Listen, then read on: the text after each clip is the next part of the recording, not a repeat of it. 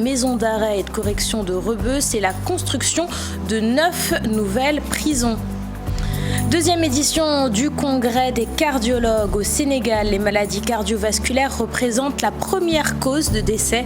Alors que seuls 30% des cardiologues exercent dans les régions, la cardiologie connectée devrait permettre une meilleure prise en charge des patients. Les détails dans ce journal. Le mémorial de Gorée, un projet dont les travaux devraient démarrer en début d'année 2022. En attendant l'ouverture du musée, un muséobus se déplace d'école en école. Objectif, revisiter l'histoire de l'île de Gorée, informer les élèves sur la traite des esclaves. En fin d'édition, Ibou Diouf et Ibou Cissé nous inviteront à bord de ce muséobus. Voilà pour les titres de cette édition. Restez avec nous, le développement, c'est dans une poignée de secondes.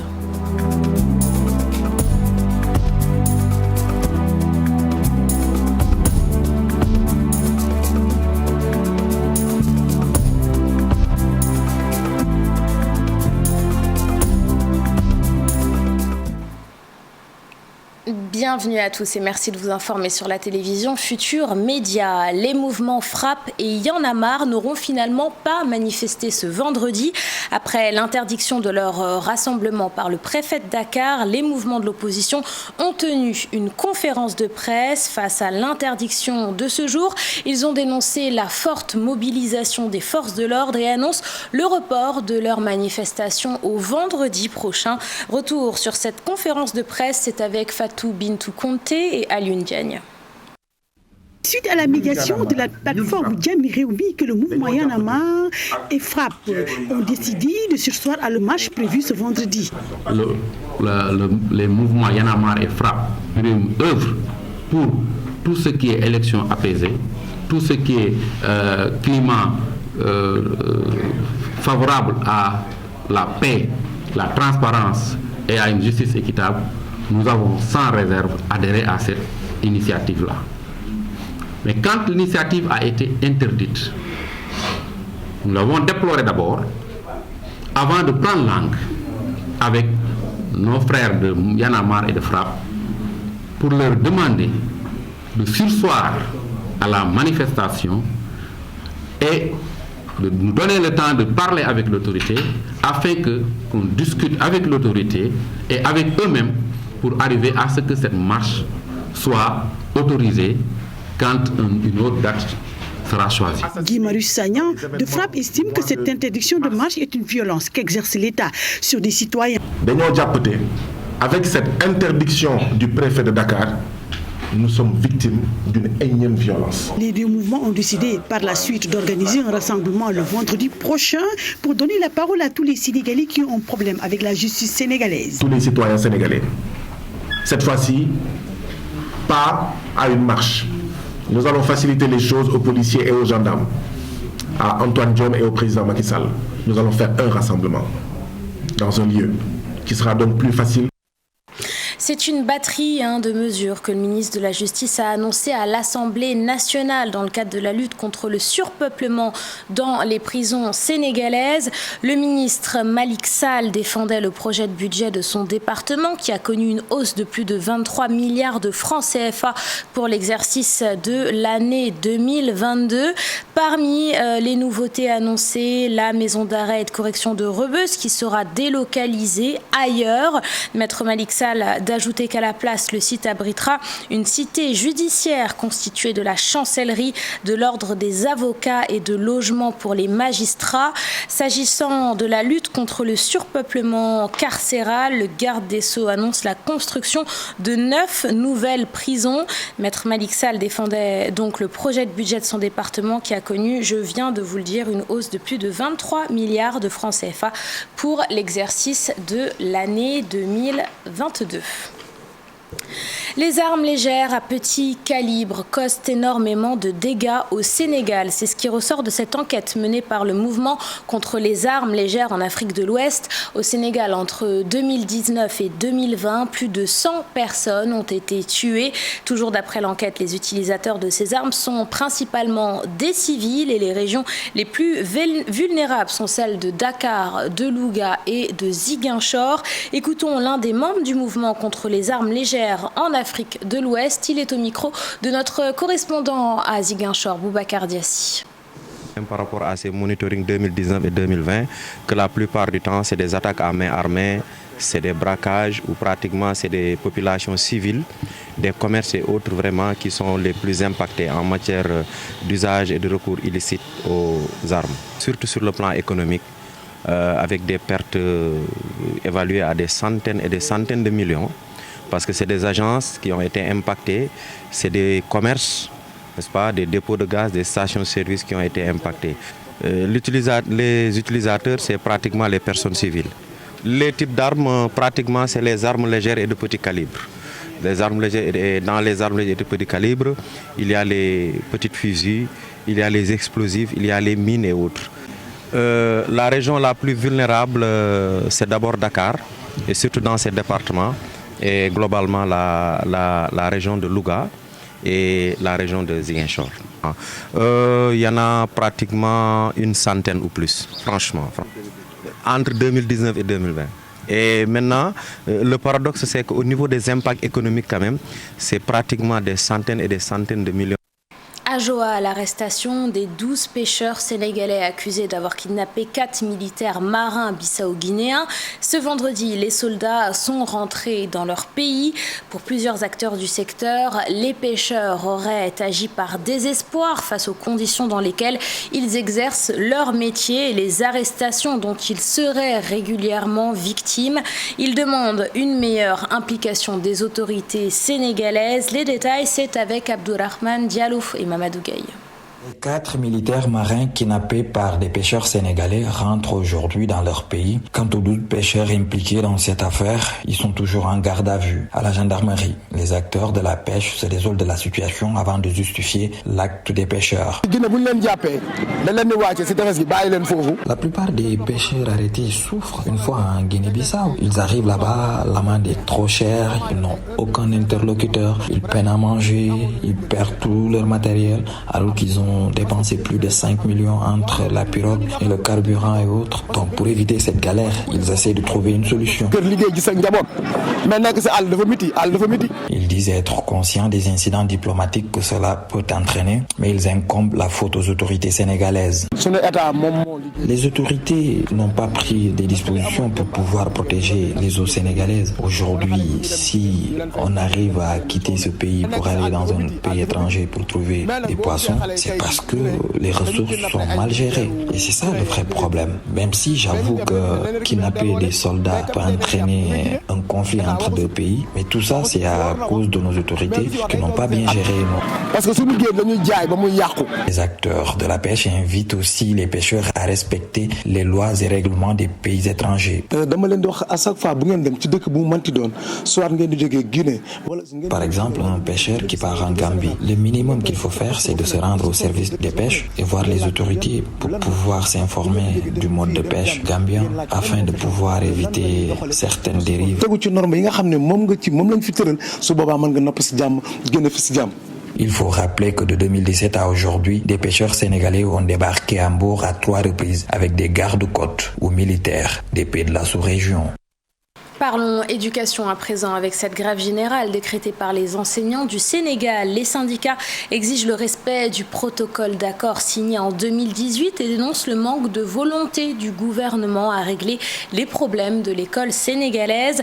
En tournée dans la région de Diourbel, la présidente du Haut Conseil du dialogue social s'est exprimée sur la grève des enseignants.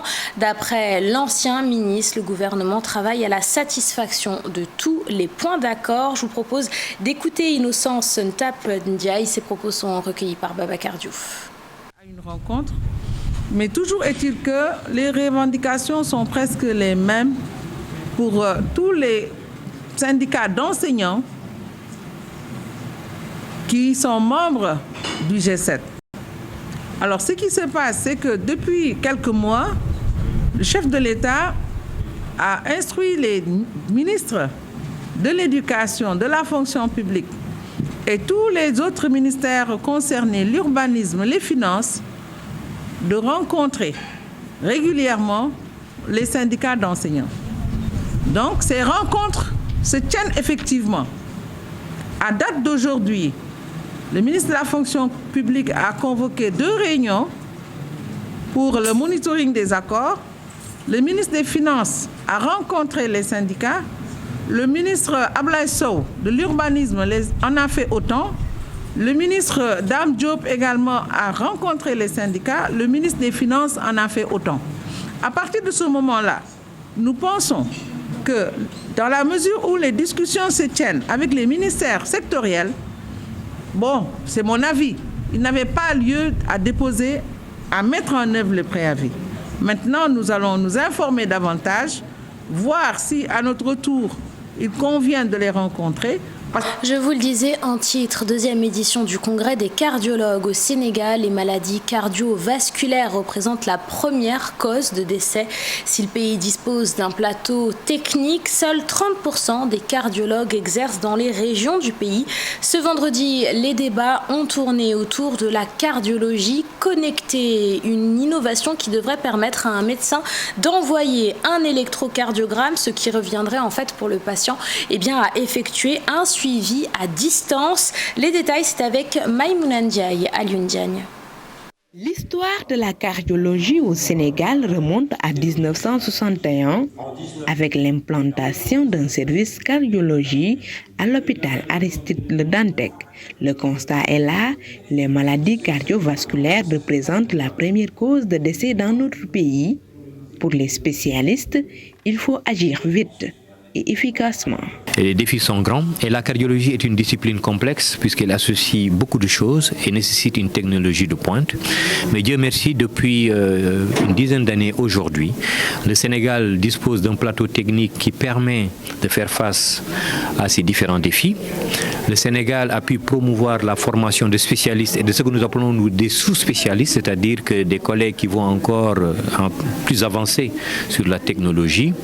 Et l'école de Dakar forme de plus en plus. La formation de cardiologues est un autre défi pour la société sénégalaise de cardiologie. De permettre à ces cardiologues d'être mieux équipés, et il y a un plaidoyer envers l'État du Sénégal. Mais c'est aussi parce qu'il ne faut pas penser que les maladies cardiaques ne seront pris en charge que par les cardiologues. À travers la cardiologie connectée, le chef de service cardiologie de l'hôpital Dalal Jamm et ses collègues comptent améliorer la prise en charge des malades. Être comme dans une salle virtuelle où les gens sont dans leur salon, sont dans leur jardin, sont dans la cour de leur maison et nous organisions des séances et d'éducation thérapeutique et des séances de réadaptation cardiaque comme nous en disposons dans nos différents hôpitaux. Ils sont environ 160 cardiologues, 20 à 30% exercent dans les régions. Pour corriger ce déséquilibre, d'ici janvier 2022, toutes les régions du Sénégal vont disposer d'au moins d'un cardiologue, rassure professeur Abdoul Kane. Et l'actualité, c'est également avec ces sanctions à l'encontre des 3 principaux opérateurs de téléphonie mobile. Hier, jeudi, la RTP a déclaré avoir relevé plusieurs manquements dans la qualité des services de la Sonatel, de Free et d'Expresso Sénégal.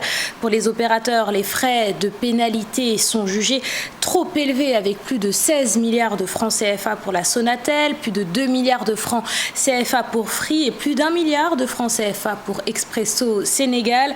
Plus d'explications, c'est avec Mohamedou Lamine Fall et Alioune Diagne. Les sanctions prises par l'ARTP, Autorité de régulation des télécommunications et des postes, décidant de piquer sur le portefeuille de Free, Orange et Expresso, ne sont pas du goût du directeur général de Free. Parce que cette décision est sortie en plein échange, pleine discussion avec l'ARTP, sur la méthodologie. Parce que pour nous, c'est une méthodologie qu'on a pu découvrir que récemment, mais pas en amont en fait des mesures qui ont été faites sur le terrain.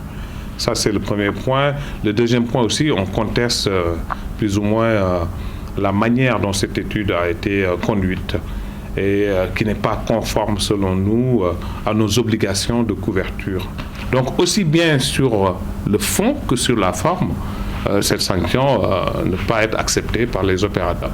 Il rappelle les investissements consentis par Free et menace de porter l'affaire devant la justice. Plus de 110 milliards de francs CFA pour moderniser notre réseau, l'étendre un peu partout au Sénégal, lancer la 4G, faire en sorte que la connectivité soit disponible pour l'ensemble des Sénégalais. On est à plus de 92% de couverture de la population. Sur la 5G qu'on a lancée récemment, notamment il y a juste 2 ans, on est actuellement à plus de 50% de taux de couverture sur la 4G, ce qui est énorme. Et aussi, il y a des voies de recours qui existent. On va utiliser ces voies de recours et on espère véritablement qu'à l'issue de tout cela, le bon sens va l'emporter. De son côté, la Sonatel, à travers un communiqué de presse, dégage en touche les points soulevés par l'ARTP et avance, je cite, « Le réseau de Sonatel a une bonne qualité vocale sur l'ensemble du territoire national et qu'elle a déployé une technologie 4G de plus haut débit dans l'ensemble des capitales régionales. » Fin de citation. Loin de ces tractations, l'association des clients se félicite des décisions prises par l'ARTP. Nous avons fait avec l'ARTP une tournée dans la Casamance, les régions de la Casamance, notamment les 9 départements de la Casamance, à Ziguinchor, à Sédhiou, et nous avons aussi été à Kolda.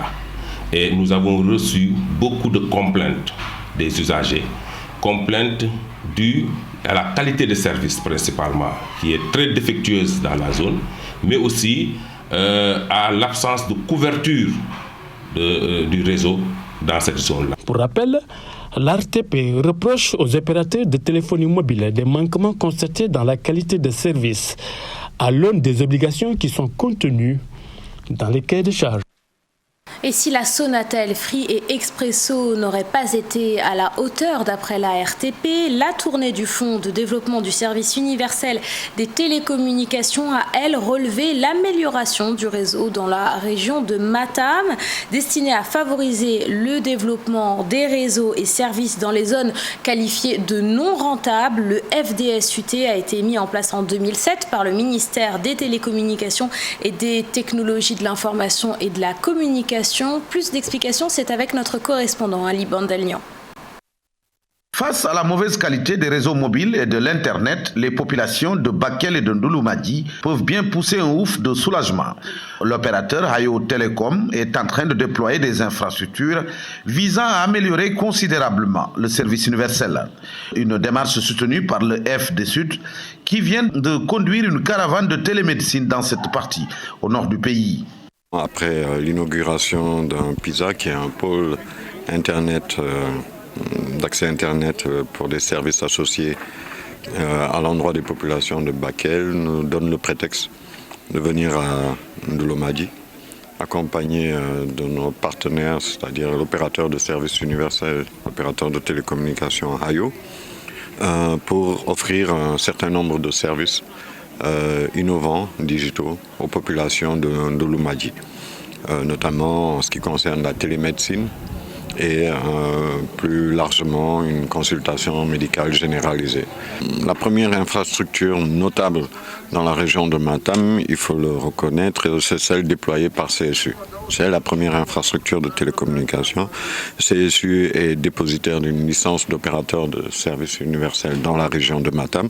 Ceci parce que la couverture en infrastructure de télécommunication n'était pas suffisamment représentée pour permettre l'accès à ces services de télécommunication pour les populations de Matam.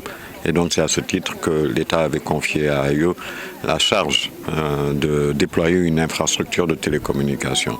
Il s'en est suivi évidemment pas mal d'autres services qui aujourd'hui sont accessibles aux populations. Et cela, il faut le reconnaître aussi, a entraîné un engouement des opérateurs classiques pour couvrir la zone et apporter des services pour le bien-être des populations, car comme on le sait, le numérique aujourd'hui est devenu transversal. Les services bancaires, les services de santé, l'accès à l'éducation. Là où les opérateurs classiques peinent encore à assurer le meilleur service, Hayo Telecom continue d'étendre sa zone de couverture au grand bonheur des populations bénéficiaires. La Semaine nationale des personnes vivant avec un handicap et les 16 jours d'activisme contre les violences faites aux femmes, un contexte favorable pour mettre en lumière les difficultés des femmes handicapées au Sénégal. La présidente du comité des femmes de la Fédération de l'Association des personnes handicapées est au micro de Fatou Bintou Conté. Je vous propose de l'écouter. Vivre des discriminations, des difficultés. Si on prend par exemple le cas des préjugés au niveau des personnes handicapées, ces préjugés sont plus accentués chez les femmes handicapées parce qu'elles sont plus vulnérables. Si l'on prend par exemple le cas des violences, on en a parlé tout à l'heure, les violences basées sur le genre, elles sont plus exposées parce qu'une femme qui ne voit pas, ou bien qui n'entend pas, ou bien qui ne peut pas vraiment, qui a des problèmes de mobilité, il est plus facile de l'atteindre, donc elle est plus exposée. Par rapport à ces quelques éléments, on trouve que vraiment elles sont exposées aux violences. Cette semaine, il faut dire qu'on a introduit des thèmes très importants sur la loi. Sur la loi et la convention. Donc je crois qu'on va travailler davantage sur des documents de plaidoyer pour que cette loi-là soit vraiment effective. Il y a des activités, quand même, des efforts ont été faits par l'État par rapport à la loi, mais il faut reconnaître qu'il reste beaucoup à faire. Et à ce titre, nous devons travailler sur un bon document de plaidoyer pour booster autant l'État, mais aussi les autres acteurs qui doivent agir pour l'effectivité de la loi. Programme de modernisation des villes. Au mois d'août dernier, la mise en œuvre d'un projet spécial de pavage avait été annoncée, un projet de 315 000 mètres carrés qui doit générer au total 2000 emplois directs et indirects. Le ministre du Développement communautaire, de l'équité sociale et territoriale a effectué une visite de terrain à Keur-Massar. Les détails, c'est avec Ndongoka et Modou Diop. Dans ce quartier situé derrière la mairie de Keur-Massar, le chantier de pavage avance à grands pas. Les ouvriers qui travaillent ici sont tous issus du programme Xëyu Ndaw Ñi. Ce projet qui nous a amenés ici aujourd'hui, du projet spécial de pavage qui intervient au niveau de la quasi-totalité des communes du Sénégal pour la mise en place environ de plus de 315 000 mètres carrés de voirie en pavé au montant de 10 milliards de nos francs, a pour objectif principal non seulement de former et d'employer plus de 2000 jeunes sur le territoire national, mais aussi et surtout participer à la mobilité des personnes et des biens au niveau des communes. Dans cette commune, le chantier du Promoville va s'étendre sur 7 quartiers. En même temps, il intervient dans 2 autres communes de la banlieue. Ce programme Xëyu Ndaw Ñi, à travers le pavage des voiries, intervient au niveau de Keur-Massar, Yeumbeul, Dalifort, mais aussi au niveau de Kaolack et Kédougou. Mais les travaux engagés engendrent souvent des dégâts dans les zones d'intervention. Là aussi, Samba Ndiobenka rassure les riverains. Par rapport aux rares désagréments qui se produiront durant ces travaux, sachez que des dispositions seront prises en ce sens, mais au-delà de ça aussi, de l'accompagnement. À ce jour, 300 jeunes travaillent sur les chantiers de Keur-Massar, Yeumbeul Nord et Dalifort. Pour le ministre Samba Ndiobenka, même à la fin du programme spécial de pavage, ces jeunes seront soutenus par l'État. Intronisé nouveau khalife général des Layènes depuis le 9 août dernier, Mouhamadou Makhtar Laye a réservé sa première sortie publique au président Macky Sall en effectuant ce vendredi une visite de courtoisie au chef de l'État. Le 6e khalife des Layènes a fait part au président Macky Sall de ses projets pour la communauté layène, mais aussi de sa mission d'œuvrer pour la paix et la stabilité du pays. Une rencontre qui s'est tenue ce vendredi 10 décembre. Parlons culture et histoire à présent avec le mémorial de Gorée, un projet dont les travaux devraient démarrer au début de l'année 2022. En attendant l'ouverture du musée, un muséobus se déplace d'école en école. Objectif, revisiter l'histoire de l'île de Gorée et informer les élèves sur la traite des esclaves. Ibou Diouf et Ibou Cissé nous invitent à bord de ce muséobus. Je vous propose de suivre leur reportage. Le lycée d'Imamoulaye, une étape d'un long périple. Un muséobus pour vendre l'idée d'un mémorial entre passé et avenir devant ses apprenants.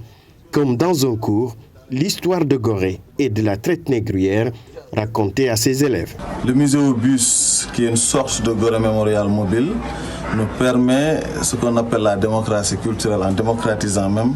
Donc le premier satisfait, c'est que les classes de seconde qui ont la traite négrière dans leur programme sont briefées, formées, initiées aujourd'hui à ces questions de mémoire. La volonté d'édifier un espace du souvenir à Gorée répondait à un vœu ardent de la communauté noire et de sa diaspora. En attendant la réalisation du mémorial, ce musée au bus facilite la tâche aux élèves. Il y a des gens qui ont eu la chance de partir à Gorée et de savoir son histoire et d'autres n'ont pas eu la chance de pouvoir savoir. Et ce projet nous permettra de savoir ce qui s'est passé et c'est important. J'aimerais bien que mes amis et toute autre personne puissent savoir la potentialité de cette initiative, quoi. Et ça nous permet de savoir nous sommes qui, notre tradition, notre culture et tout autre. Le projet est intéressant car nous avons appris beaucoup de choses.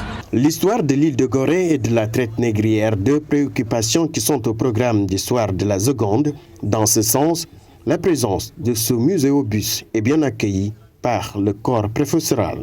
Le programme intègre la traite négrière, mais malheureusement, pour des raisons multiples, on peine à arriver à ce chapitre-là. En raison des perturbations. Et les 2 années passées, la Covid est passée et beaucoup donc de thèmes n'ont pas été abordés. Si vous venez aujourd'hui pour nous parler de Gorée, nous vous tirons chapeau. Au musée au bus pour parler de l'histoire de Gorée et de la traite négrière, l'objectif est d'être plus proche des élèves et de bien parler de cette histoire de la traite négrière. À présent, un tour sur l'actualité hors de nos frontières, l'actualité internationale, c'est tout de suite avec Daniel Diouf. Sommet des chefs d'État de la CEDEAO prévu ce dimanche, mais en attendant, le Conseil des ministres de l'organisation s'est tenu ce vendredi dans la capitale fédérale du Nigeria. À Abuja, ils vont aborder entre autres questions le terrorisme et l'extrémisme dans la sous-région, la mise en place de la monnaie commune et les 2 crises politiques au Mali et en Guinée.